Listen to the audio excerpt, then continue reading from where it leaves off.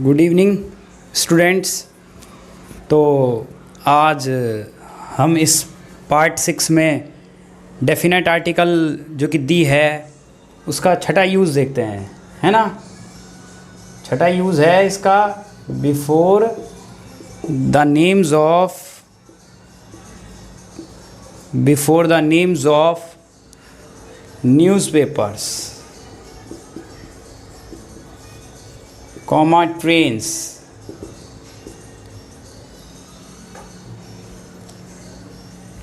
Comma directions दिशाएं, comma holy books धार्मिक किताबें, रिलीजियस बुक्स या famous books,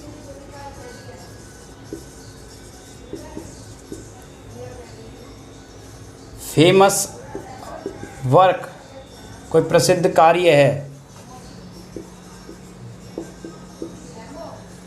famous art of painting,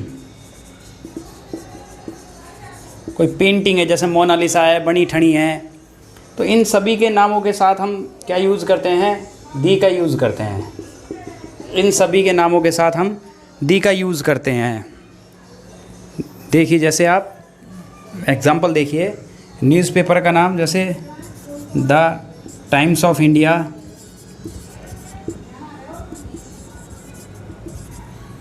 trains का नाम द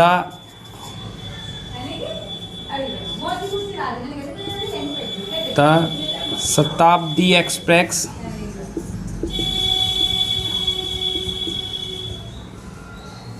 जैसे डायरेक्शंस हैं the east, the waste,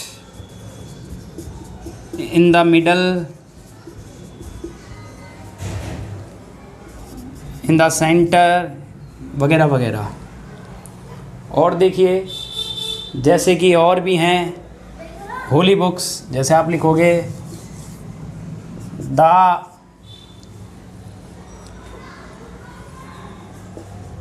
Ramayan, the Bible, the Quran, ये सब धार्मिक पुस्तकें हैं। फेमस वर्क हो, कोई फेमस आर्ट ऑफ पेंटिंग हो, द मोनालिसा,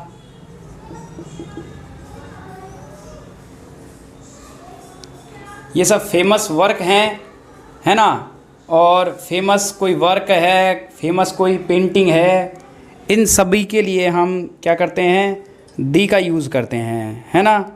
जैसे कि आपने देखा कि न्यूज़पेपर्स के नाम के साथ, है ना, ट्रेन्स के नाम के साथ, दिशाओं के नाम के साथ, हिंदी में लिखने वाले हिंदी में लिख सकते हैं, धार्मिक किताबों के साथ, और जो प्रसिद्ध पुस्तकें हैं, कोई भी पुस्तक हो, द विंग्स ऑफ फायर, जैसे कि आप एक और नाम लिख सकते हो प्रसिद्ध पुस्तक में, यहाँ लिख रहा हूँ मैं द विंग्स ऑफ फायर। ये APJ अब्दुल कलाम की क्या है? ऑटोबायोग्राफी है। तो इन सभी के साथ हम किसका यूज़ करते हैं? दी का यूज़ करते हैं, है ना। अब बात करते हैं इसके अगले रूल की। मैंने बहुत सारे 6 में ही इंक्लूड कर लिए, जैसे अलग अलग लिखा था, मैंने एक संग ही इंक्लूड कर लिया इन सबको, है ना। अब चलते हैं हम अगले रूल की ओर, रूल नंबर 7 की ओर चलते हैं। मिटाने के लिए ढूंढता हूँ कुछ। देखिए,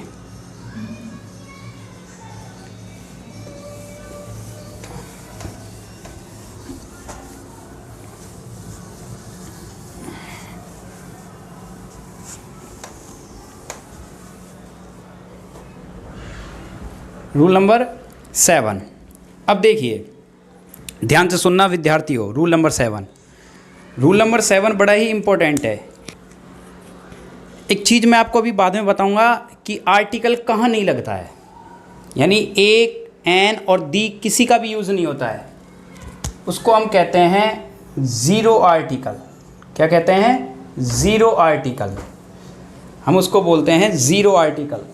गीला है थोड़ा, भी चल नहीं रहा। उसको बोलते हैं हम zero article, ZERO, zero article. ठीक है ना। जब किसी भी आर्टिकल का यूज़ नहीं होता तो हम उसको बोलते हैं जीरो आर्टिकल बोलते हैं। जब आप किसी भी आर्टिकल का यूज़ ना करो तो उसको क्या बोलते हैं, ज़ीरो आर्टिकल। यानी आप ना ए लगाओगे, ना एन लगाओगे, ना दी लगाओगे, आर्टिकल निषेध होता है ना। उसको कहते हैं ओमिशन ऑफ आर्टिकल। कहने का मतलब ज़ीरो आर्टिकल, कहने का मतलब ना ए लगेगा, ना एन लगेगा, ना दी लगेगा, क्रॉस हैं, किसी भी आर्टिकल का आप यूज़ नहीं करोगे, उसको बोलते हैं ज़ीरो आर्टिकल। तो ध्यान से सुनना, जो कंट्री नेम होते हैं, country name India, Australia, Pakistan, है ना, और कोई भी कंट्री नेम है, नेपाल, भूटान, है ना, कनाडा, जापान, इनके आगे आप कभी भी ए एन तो खैर लगता ही नहीं है, दा का यूज़ भी नहीं करोगे।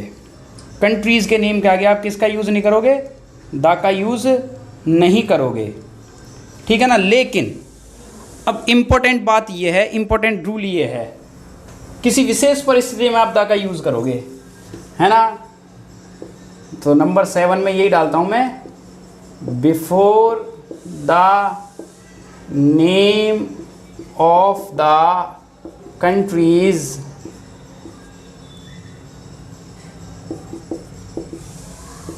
that have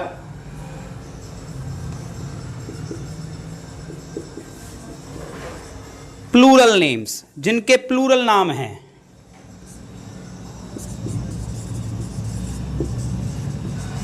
जिनके प्लूरल नाम्स हैं, या फिर वो कंट्री, हिंदी में लिख रहा हूँ, जिनके आगे यूनाइटेड किंगडम,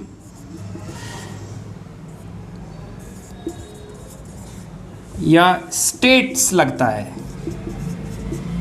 इनमें से कोई सा वर्ड लगता है तीनों में से, है ना, तो उनके आगे आप दा का यूज़ करोगे। यानी बहुवचन, देशों के बहुवचन नाम से पहले, सीधी हिंदी में बोलें तो नाम से पहले आप किसका यूज़ करोगे, दा का यूज़ करोगे। सीधी सी बात है।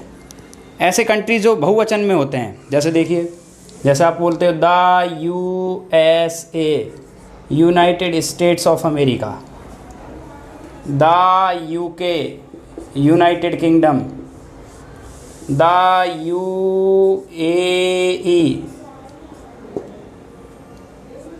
ये कंट्रीज़ के नेम है ना। ये प्लूरल नेम है, इनके लिए आप किन का यूज़ करोगे, डी का यूज़ करोगे। जैसे द नीदरलैंड्स,